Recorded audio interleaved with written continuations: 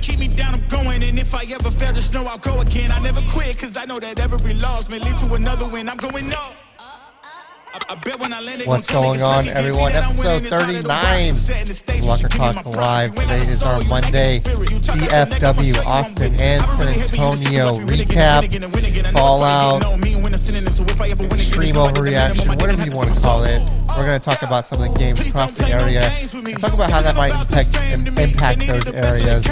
But of course, before we do all of that, and you know what, I'm going to talk to some Cowboys guys, repping the hat, came out on top yesterday. I know Shana's Chargers play tonight. A very good game to watch tonight on Monday Night Football, Raiders Chargers. I'm going to bring her in now to talk about how her weekend was and if she's excited tonight for the game. Shana, how you doing? The weekend was great. We had a lot of really big happenings around DFW and college and NFL, obviously. I'm definitely excited for this Raiders-Chargers game. It's going to be wild, I think. There's always a little bit of extra fight when it's Raiders and Chargers, and with Herbert in the pocket, it's going to be great. Do you think that rivalry maybe has dipped a little bit? Because you had San Diego obviously moved to Los Angeles, the Chargers from San Diego to Los Angeles, the Raiders we know from Oakland to Las Vegas. Do you think that rivalry has dipped a little bit, at least in the fan base perspective? Or do you think some of the fans have carried over and it's still going to be a big game tonight, especially being fans being in the stands? What do you think? I think maybe it's dipped a little bit, but I don't think it's dipped too much. A lot of Chargers fans really just don't like the Raiders, and I don't think that's something that you just get rid of overnight. Or over just even a couple of seasons. So I think we'll see a lot of fan smack talk tonight. It should be a good one indeed. Both teams are off to very good starts. Raiders, of course, one of the only two left unbeaten teams in the NFL. We know Arizona won yesterday to stay unbeaten, and you tell me Kyle Murray, I didn't watch this game, but apparently Kyle Murray was repping the Allen Eagles gear last night, or not last night, but yesterday, I should say. He was, yeah. As he entered the stadium, he was wearing his Letterman jacket. It was posted. It was blasted on the Cardinals' Instagram. It was blasted on Allen's Twitter, and I pushed out actually an article on it today, also revisiting some of Kyler Murray's greatest moments in his high school career and at OU. I'm sure that's a VYPE Insider article. So if you haven't yet signed up for VYPE Insider today, $2.99 a month. Or if you pay the yearly subscription fee, it comes out to $1.99. Definitely sign up if you have not already. That's kind of like, I think that really speaks to just Texas high school football in general. You had him do that. And then 2 weeks ago, I believe it was 2 weeks, on Thursday Night Football, or no, last week, that's how long ago, it feels like for that when Carolina played Houston, Coach Matt Rule was repping a Texas High School Coaches Association hat. So, I think that really speaks volumes to the culture that is Texas high school football. But yeah, I just had to point that out. So let's move on. I won't talk about Cowboys. Hey, they're doing good. They just got to keep it up. They got a favorable schedule, but man, they look good yesterday. But I want to start. On this show, we mainly talk high school football or high school sports, but I always got to bring in some of the other stuff when it matters. And Shana, I'm a big Longhorn fan. I think you know that. And Saturday they ended up beating TCU. Got that little bugaboo off their shoulder, if you will. But in the game, I think it was first half or second half. I can't remember. I think it was first half. Yes, it was the first half. TCU held Texas to what would have been their first punt in like 10 quarters, I believe it was. But what was funny about this is Coach Gary Patterson called a timeout on the punt because they didn't have enough people on the field. And during that time, it was called down to review a potential targeting foul. And then the player was ejected. They said, hey, you know what? It's targeting. It's ejected. I'm about fed up. And look, hey, I'm a Texas fan, but I'm fed up with this targeting rule in college football. It's got to be the worst rule in football from you look about from high school to the pros. Football is a fast-paced sport, And, sometimes, yes, they're trying to make the game safer, and I absolutely love that. But you have to give them at least 2 strikes, I feel like. Sometimes it's a bang-bang play. Yes, they may be leading with their helmet, but they're not trying to hit someone in the helmet. They're going low, and then the player with the ball goes low by reflex, and they combine and helmet to helmet, and boom, they're gone, right? And I hate it. I hate that it's a 1-strike penalty. I feel like there needs to be a 2-strike penalty just because of the severe punishment. You get tossed from the game. I think there needs to be a 2-strike penalty. College football has to change this rule. Yes, I get that they're being safe, and I love the idea that they're being safe, but they need to make it a 2-strike and you're out, not a 1-strike and you're out. Shane, I want to get your thoughts on this. Do you agree or do you disagree on this? I agree that I think being safe is obviously very important, especially with the discoveries of CTE and all of the head trauma that happens in football players. But 1 strike is really intense, especially when one of the main components to the rule is that it has to be intentional, and intentionality is very, very subjective. And when it comes to referees, they're watching so many things all at once. I do think that if you are able to give a strike, it allows the players to sit there and really think about, okay, what did I do? What can I do going different so that I don't get ejected from the game? Especially when we start getting into some of these big time games. These guys don't want to be ejected from these huge games, especially Texas with 2 big wins back to back over Tech and TCU. I think 1 strike is a little intense. So I agree. I think it should be changed to be a little less harsh out off the back. Yeah, and look, there's always going to be, I don't want to call it bias, but a ref's judgment, right? Human beings aren't robots, so one ref's interpretation is going to be another. What they can also do is say, you know what? What was the intent? When you look at the play, was this guy headhunting or was he just trying to make a play? Because you are going to have those guys that they just leap and go for it and they're headhunting, right? And I think in those instances, if you want to say, okay, let's make it a judgment call for the ref, and you know what, say, hey, he's gone immediately, or hey, you get 1 strike. I'm fine with that, because there are some plays where you look at the play and like, okay, this guy was obviously going for the head, so let's get this guy out of here. But other times there are situations where you can just see where the player wasn't going for the head. There's just circumstance of the game. The game is so fast-paced. I mean, faster now than it's ever been. And I think a ref can easily see, okay, well, that guy didn't mean to. It was circumstance of the game. 15 yards, 1 strike of 2, and let's move on. Let's keep this guy in the game. Because I think you're right? If you give it a 2-strike, after that 1st strike, that player is going to be more conscious of how he tackles. So, yeah, that's just my kind of one rant for the morning, if you will. It's funny because it did happen against my team, but hey, I don't like that rule. I just don't. So let's move on and talk some sports. I know we've had some big games across the 3 cities of Austin, San Antonio, and DFW. I guess you can call that 4 cities because Dallas, Fort Worth. So across the 4 cities, let's start with probably the biggest one, and I think it's going to shake up our rankings come tomorrow. Argyle goes down. Not only do they go down, and I believe it was correct me if I'm wrong, a 21-0 shutout. Talk to me about this game, Shayna. Argyle, I don't know if Melissa's defense is just that strong this year, or if Argyle had a bad game, or if it was a mix of both of those aspects. All 3 of Melissa's touchdowns were in the first quarter. You had Sam Finnegan accounting for one of them, and I don't know how to say his last name, Nathan Adejokun. He accounted for the other 2. We had 2 kickers get the extra points. One of them was a female kicker, Anna Blankenship, and that's, as you know, in football, it's huge. The biggest thing is that not only did they shut out Argyle, who is the reigning state champions,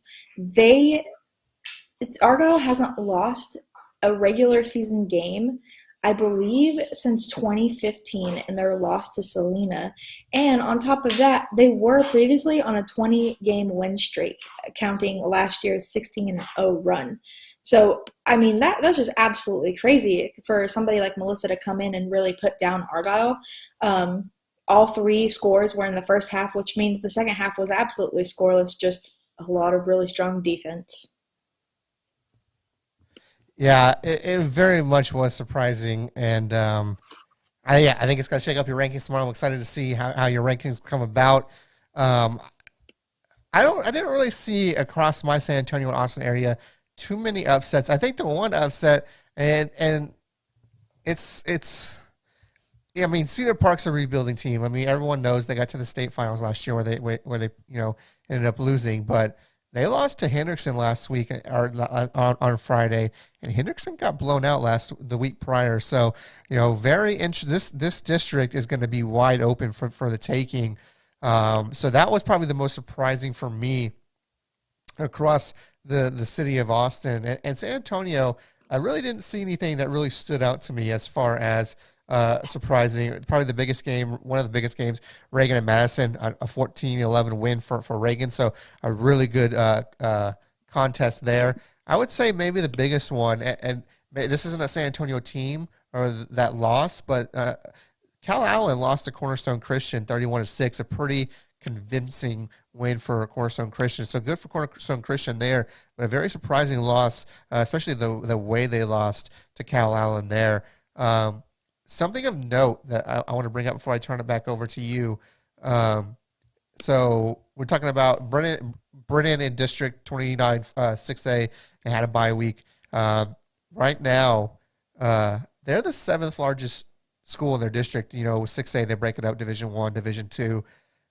And if things kind of play out and keep on playing out the way they have been for the first half of the season, as the seventh largest school in their district, they may go D1 right now because Marshall and Taft are currently in this kind of playoff slots with them, and they're lower in the population pool for their district. So Brennan could go Division I, even though predominantly they usually go Division II. So something interesting to note to watch as the season progresses.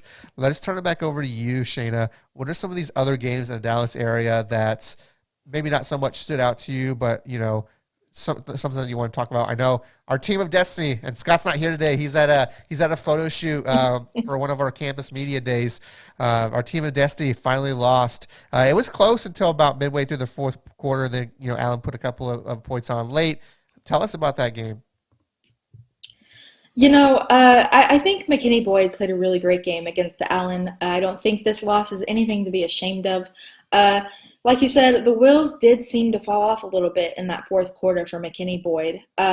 Allen's Mike Hawkins is really proving to be a tough competitor. Again, Allen's loss isn't something to be ashamed of either this season. I don't think we'll see Boyd slow down, though. We have Boyd's going into a bye week, and once they rest, they have a chance to regroup and really put the rest of this season the way they want it to go. I think I wouldn't necessarily say team of destiny right now. I think we need to stop, quote unquote, jinxing these teams. But we won't see Ryan Shackleton, Caden Park, and Carter Whitefield slow down at all. This is not saying that Allen isn't good. Allen is good. They are who they always are. They are going to continue to be good for the rest of the season. But McKinney Boyd is not going to fall with this one loss. Yeah. Oh, not at all. I just had to give Scott a little hard time there. I know he'd been calling them the team of destiny and all. So very, they didn't lose as bad as maybe some people had thought they would. So, like I said, they kept it close for most of the game, and Allen pulled away late. So Scott on the chat there says fine, I'll stop jinxing teams. You know what, Scott? We love it though. We love that you are a hype man for so many of these teams. Do not stop. We absolutely love it. Yes. So, any other teams in the city of Dallas that you want to talk about, Shana? Yeah, absolutely. So I think a big upset that happened this week was Richardson Berkner. They beat J.J. Pierce for the first time since 2016. Berkner previously was 1-4. Now they're 2-4. I think a lot of people counted Berkner out as they went into this game against Pierce. But they won, I think, in 3 overtimes, 34-32, and that is huge. Big shout out to Richardson Berkner for coming up with that win. That's a long streak to break to win over Pierce when Pierce has predominantly had the upper hand. I do have a few other players to kind of talk about, unless you wanted to touch on Berkner. No, go for it. Okay, so Braswell's Jalen Burton, he had an absolutely crazy game. He ran for 363 yards and 6 touchdowns with a win over the previously undefeated Little Elm. I think Burton's gonna, really, we're gonna start to see more from Burton. He's been good this whole time. But I think we'll start seeing more explosive games from him. Once you get an athlete like him breaking out, he's going to continue to break out.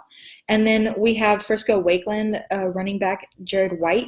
He's less known. Not a lot of colleges have been recruiting him, but this week with a 56-28 win over Frisco Heritage, he ran for over 350 yards, 5 touchdowns on only 18 carries, and he also caught a touchdown pass. So I think watching some of these guys really step into their roles and say, you know what, if you're not recruiting me, I'm going to give you a reason to look at me, has been something really, really great to see. Not just this season, but last season we saw a lot of that too. Yeah, I want to move to the San Antonio area, and Central Catholic got a win over our VYPE's own number 5 team in the Houston area, St. Thomas. A very good game in that one.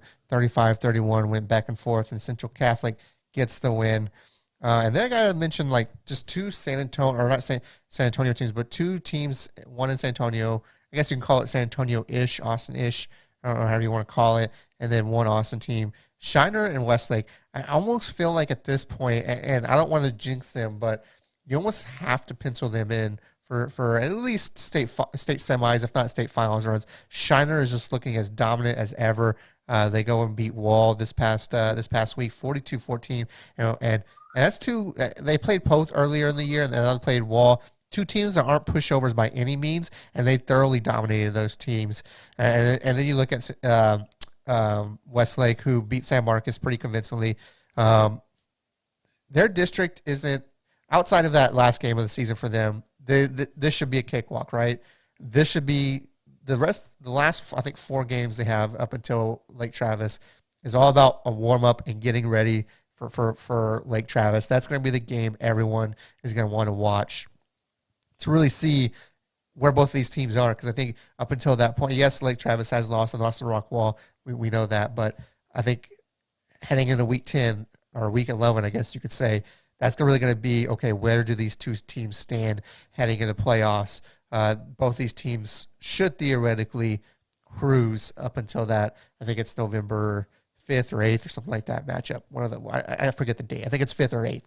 Well, I don't know what Friday. We'll see. We'll see how my math is on that. But yeah, other than that, I think you look at some of these other teams in other districts. I think the most interesting district to me as we head on into as we continue into district, as I pull it up here. So just bear with me and give me a second here. It's the one I mentioned earlier with Hendrickson. That is district. Almost got it. I don't know. It's 5A, Region 3, District 11. There it is. 5A, Region 3, District 11. I think that one's going to be a very interesting district after seeing some of the results from this past week. So we will see. I don't really have anything else to talk about. I think this was a lot of teams are going through their bye weeks right now. Things kind of played out for the most part the way you expected them to. So, nothing terribly surprising for the most part. Of course, we had the biggest one, Argyle losing to Melissa. But other than that, I think we will have some Houston stuff to talk about tomorrow. We'll see. I don't know if Scott will be on that one or Josh or Matt. I don't know. It might just be me, or maybe I'll get you back on and talk some Houston. No Guess That Mascot today because Scotty isn't here, but we are going to go to our last segment of the show. That's one good thing. That's where we tell you one good thing we saw, heard, watched, whatever it may be this past week.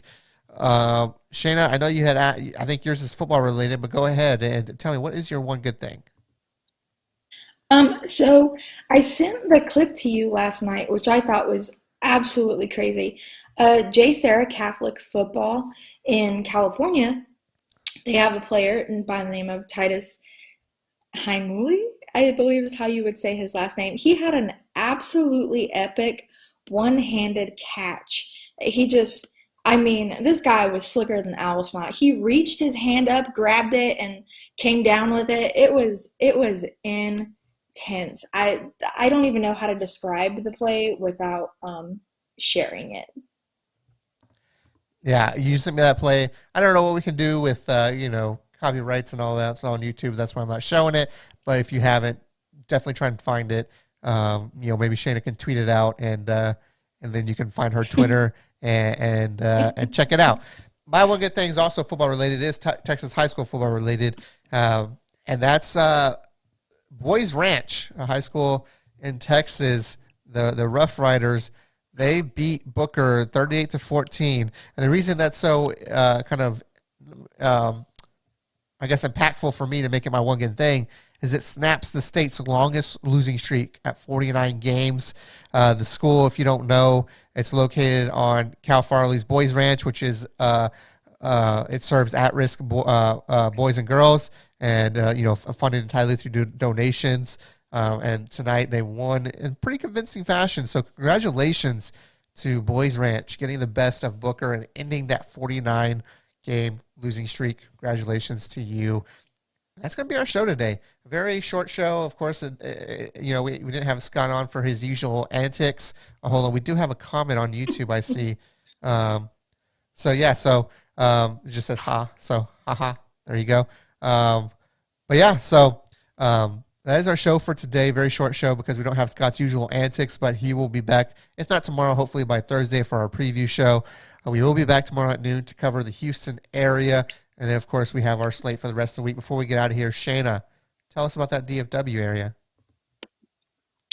Follow us on Twitter and Instagram and pretty much all the socials. On Twitter, it's going to be at VYPE_DFW. On Instagram, it's at VYPE_DFW. We have great videos. We have great pictures. Every sort of content you can think of, it's coming out on our socials. Be sure that you're following along so that you stay up to date on all things DFW area high school sports. And, of course, we are with you Monday through Friday around this time. Wednesday, we got 3 shows at 10, noon, and 6. And then, of course, if you want to follow us anywhere, VYPE Houston, just type VYPE Houston into your search bar on Twitter and Instagram. It'll pop up, VYPE ATX, VYPE SATX. If you're not already, got to remind everyone again, VYPE Insider. Sign up today. It is only $2.99 a month. Or if you sign up for the yearly plan, it rounds out to $199 a year. Yes, you got to pay it all up front, but you save a little on the back end. That's how I look at it right there. Sign up for some great behind-the-scenes content. I know Shana is working on some stuff. I know Josh, I know Matt are working on some stuff. Sign up today. And, hey, it's been our Monday show. A show, of course, where we talked some Austin, some San Antonio, some Dallas, some Fort Worth, some college and some pros. We do it all here at VYPE. We will be back tomorrow. Talk some Houston area sports, what went down, some good games that happened. Spring, Westfield, great game. Talk about that. So stay tuned. Until then, I'm Wac. That's been Shana. It's been Lock and Talk Live. And I'll see you